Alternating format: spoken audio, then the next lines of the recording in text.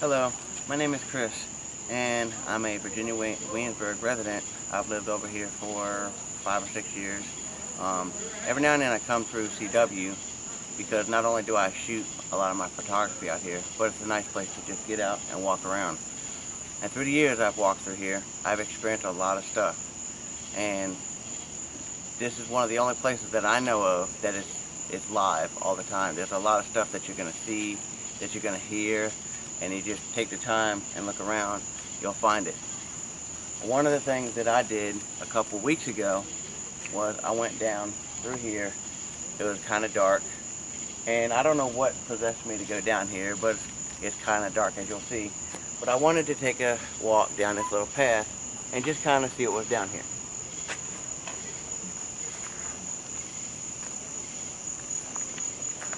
As you can see, it's really dark down here. There's a couple of stairs.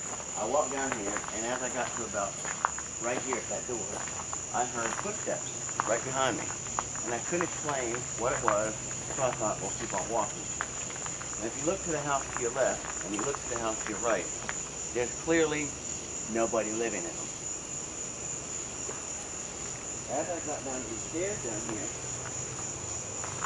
I don't know which door it was, but the one on the left or the right closed behind me.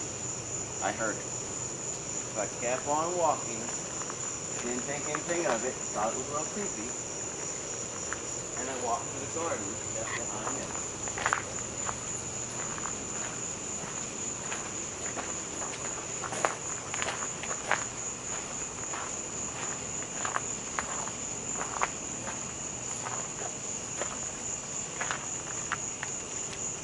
As you can see, I'm not really in yelling distance. If I were to scream or fall down or something and get hurt, nobody could hear me or would hear me. I continued to walk down this path and down those stairs because down there is where they got sheep and bull and stuff, and that's where I stopped.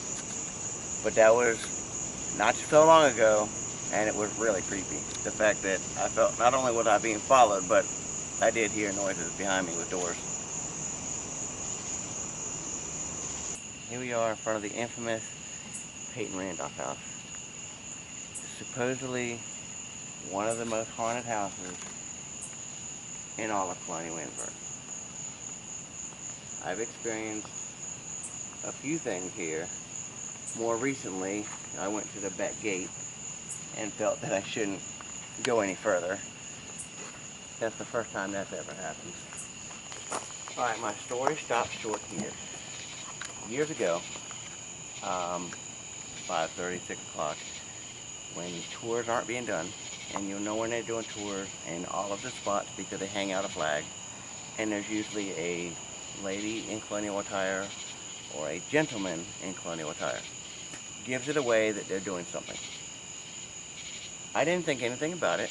The gate was unlocked like it is, or locked like it is tonight. The other night, when I walked up to it, it was wide open and the gate wasn't locked. I got midway in there and I was like, got this presence that I shouldn't be in there. Not because I was trespassing, because the gate's open. If the gates are open, you're allowed to go through it. But because something was really like, it's scary over here. So my son and my wife were way over there, and I came over here, whatever, walking through, looking through the back of it, and I got to the back door. And as I got to the back door, I got really close, and I heard furniture moving. Now, those of you who have wood floors knows what it's like to move furniture on wood floors. It makes a terrible screech and scrape, and it's just, it's loud. And it did it several times. And I was like, I wonder what that is. Maybe somebody's moving furniture in there, I don't know. I come around the front, and I realized that there's no maintenance men in there. There's nobody in there because they're not doing tours. So what I had heard at the time, I guess, was somebody eating dinner in there. I've done the tour before just so that I could see exactly where I was. And at the back door, in a weird spot, right in front of that back door, is a very large dining room table with, I believe, 8 chairs sitting in there. And I looked in, and you can't go too far because it got like a little gate. You can just kind of look in. But I looked over there and I was like, wow, that's where I heard the scraping. So I looked to see if there was any, scuff marks or anything. There's no scuff marks on the floor, but I had clearly heard movement in the house from furniture being moved. So where I hear outside the Capitol, if you look over there, I think that's the courthouse. I think right outside that's the graveyard. I walked out here one night and I noticed there was a lovely old couple out here kind of doing what I'm doing, shooting ghosts with camera, trying to catch something. And I walked up here for no reason. That's what I do. I just kind of walk around, see if I feel anything, and see if I see anything. And I got about right here, about where the graveyard was. And it got really cold. Really cold. And I was like, oh, that's weird. So for some reason, I don't know why, it's cold. Let me walk up. So I walked up. Meanwhile, the old couple's right here at the very corner of the wall. I get right on up to about the second stair, right here. Don't hear anything. Don't see anything, but it's still cold. As soon as I turn my back, that blind opens, the blind's open, and I actually turn around and they're swaying back and forth. Now, I was told there's an AC unit in this building because there's a gift shop, I believe, on that side.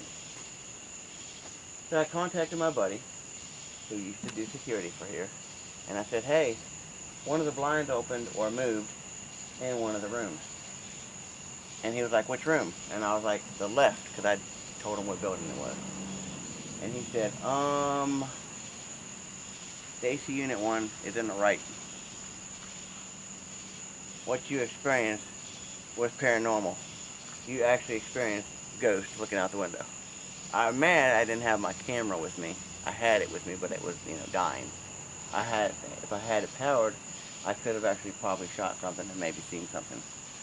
But that window, the blinds, if you see now, they're straight. They were shifting left to right, like somebody was trying to look out of them. Alright, back here at the jail.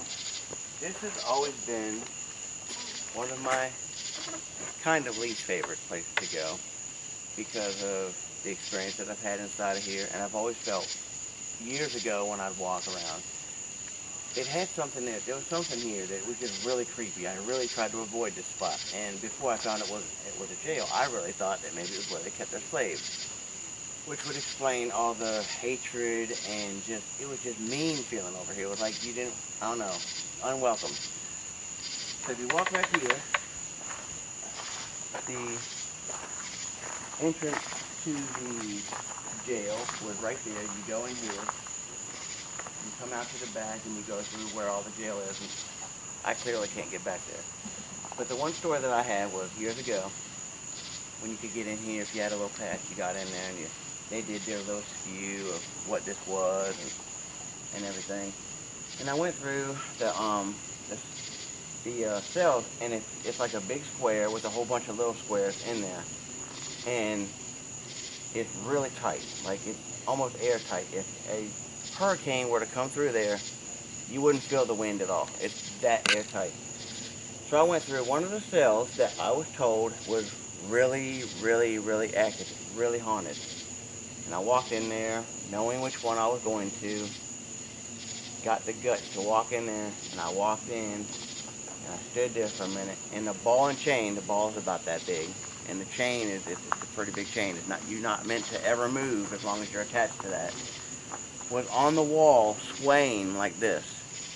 And I looked back and I told my wife, I was like, you see that? She said, yeah, I think that guy bumped it. And I was like, no. He didn't bump that because I just saw it happen. And if he bumped it, that took a lot of swing. You have to be attached to it for years and years and years to get the strength, I would think, to move that thing. You can't just walk up to it and push it back and forth willingly. It's heavy. The other experience that I've had, you walk back here. I walked back here maybe a year and a half, 2 years ago, with some friends, so I could show everybody the area. And I go back now there. back there at the gate where we walked in. And I come all the way back here, and I look back, and I say, hey guys, you hear that? And they're like, what do you hear? And I'm like, no, you don't hear anything. Apparently I could hear people in there, a man and a woman, conversating about something from right here.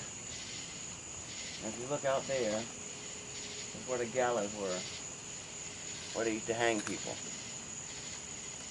Now, about a year and a half ago, I came in here with my family and my sister-in-law, and this gate, another gate without a lock on it. I went back there, and I wanted to show her this trellis because she's getting married, if she's not already married. Has a bunch of gardens, and it's a really neat trellis. I think it's made out of ivy. I mean, it's all natural. And I wanted to show her that and, you know, kind of get her some ideas for photography for her wedding. And we went through there, and then I noticed as I looked to the back of this house, the George Wythe house, by the way, that the door was wide open. And I thought that was really weird. But while it's open, I'll go ahead and go inside. I mean, what's it going to hurt? So we'll go inside, and when you go inside the door, there's a room on the far left. And you walk in, and I think it's like a study or something, or a bedroom. I don't remember, it's about a year and a half ago. And as I was telling her about the house, the reason I wanted to show her inside is because the wallpaper in there, if anybody's ever been in there, would agree with me, that is the most obnoxious, ugly blue that you'll ever see. And from what I understand from the people who do the tours in here in the buildings, that the people with the loudest wallpaper and most obnoxious stuff were the wealthiest. He was really rich because that was some pretty obnoxious wallpaper. So while I was pointing that out and then showing her the room, it got really cold in there. And I mean, like, it's cold. I need a parka cold. And I was looking at the room, and I heard footsteps above me, and I was like, oh, okay, well, maybe somebody cut the AC on or something. There's clearly somebody in here. We didn't hear anybody walking down the stairs. We just heard somebody walking above us. That's it. No clump, clump, clump, clump. And I turned around, and no sooner did I turn around, about 6 inches to a foot behind me was what I believe Mr. George Wythe. In the flesh. I mean, he looked real. I could touch him. I mean, I didn't, but it felt like I could have touched him. And he told me, he said that the place wasn't open right now, and that I should come back a little later when they're open. And I was like, okay, no problem, I can do that. And you know, he asked me how I was doing, and I noticed the one thing, before I finished this one, my mother-in-law used to work for Colonial, Williamsburg, doing the outfits and stuff. So I've seen everything. I've seen fife drums. I've seen what Benjamin Franklin would wear. I've seen what your slaves and everybody else, your hard workers, everybody. I saw what everybody would wear. This guy had something on that I've never seen before, and it looked different. It was very authentic. It was like something that you couldn't replicate. So I thought that was weird. And as I got ready to leave, I got out and I walked down the path, and if you look back here, I don't know if you can see the path, but I walked down here, and I got about to this gate, and the lady said, I'm sorry, sir, you can't be back here during closing hours. Please come back when we're doing tours. I was like, oh, no problem. That's okay. I had just talked to a guy in there, and he told me the same thing. And she said, what are you talking about? You just talked to somebody. I was like, yeah, there's a guy in there. Just told me that, you know, I can't come in here. Gave me the whole spew. And she said, sir, I'm the only one here. There's nobody else inside the building. And I just walked out from that access door. That's the access door that they use to get in and out. She just walked out of there. Before I went there, that was closed. So if there was somebody else there, that would have been open. So they keep that open, I think, for people to go in and out, so that they're not disturbing the tours.